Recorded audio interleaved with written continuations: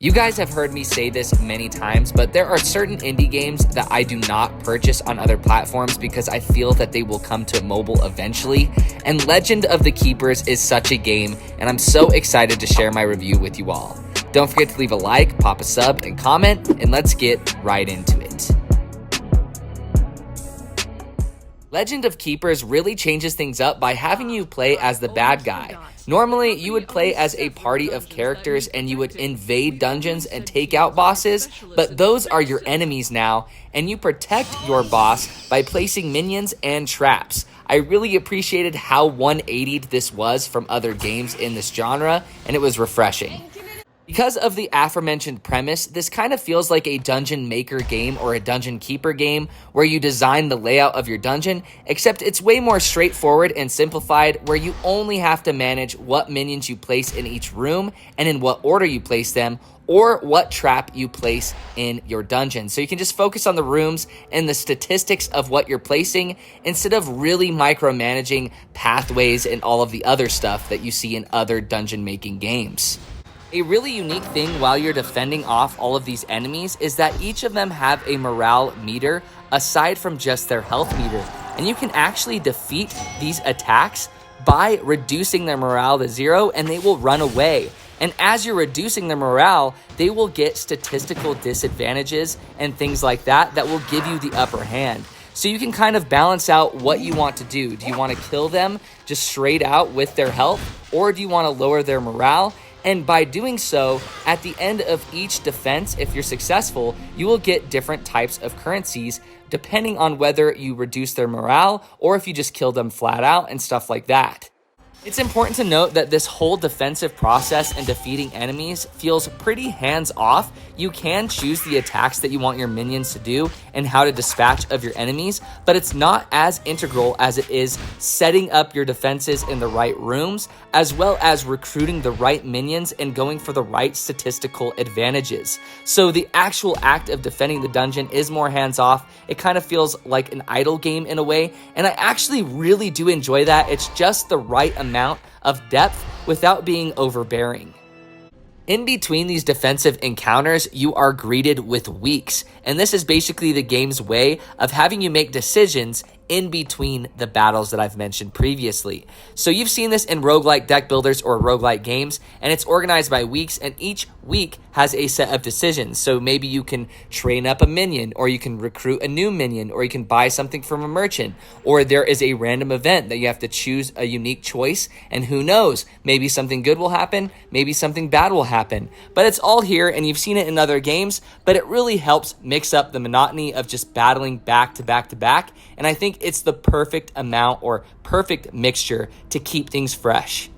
I also want to mention that this game is nowhere near as difficult as I thought it would be. I don't know what it is about this game, but it kind of gives off a vibe that it's really deep and maybe a little bit unapproachable and hard to get into, but it's literally the opposite. I feel like the tutorial does a great job setting you off on the journey and kind of giving you just enough information to know what's going on, and then the slow but sure increase in difficulty is perfect.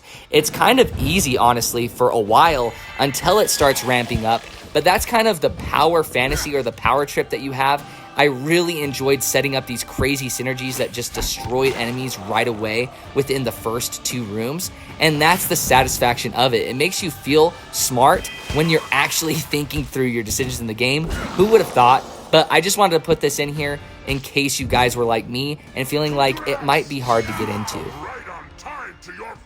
Now it's time to delve into the aspects of this mobile port specifically and what I like about it. Now this has iCloud support. Now you can switch between any iOS device you may have seamlessly. I had no issues. I've been switching back and forth between my iPad mini 5th generation and my iPhone SE 2022, and that was really cool that they offered that. I think it's a must with games like this.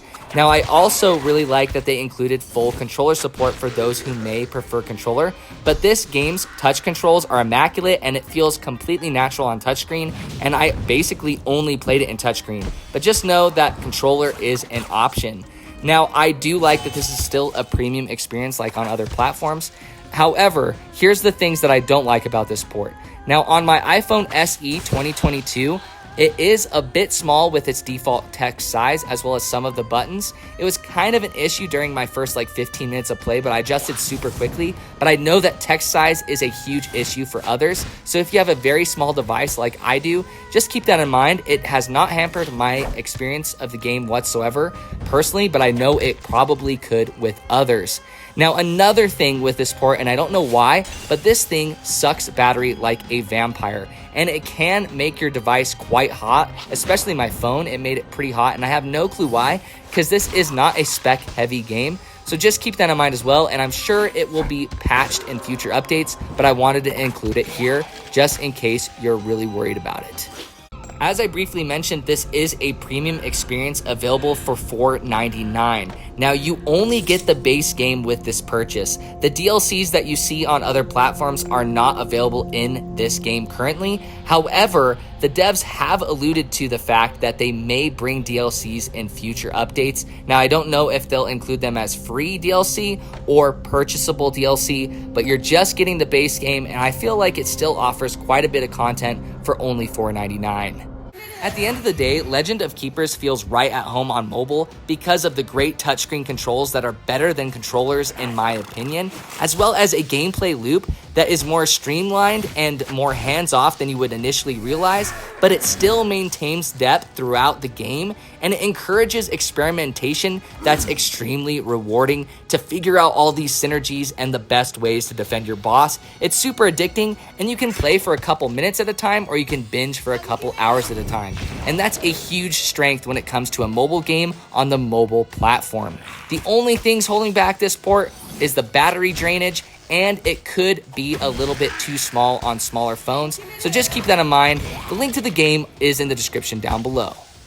Alright guys, that was my review of Legend of Keepers on mobile. Don't forget to leave a like, pop a sub, and comment. It really helps out small channels like mine, especially small channels that cover niches such as variety mobile gaming content. It's really hard to grow, and I appreciate all the support. You have no idea. I love you guys. I hope you guys are staying safe, and take it easy.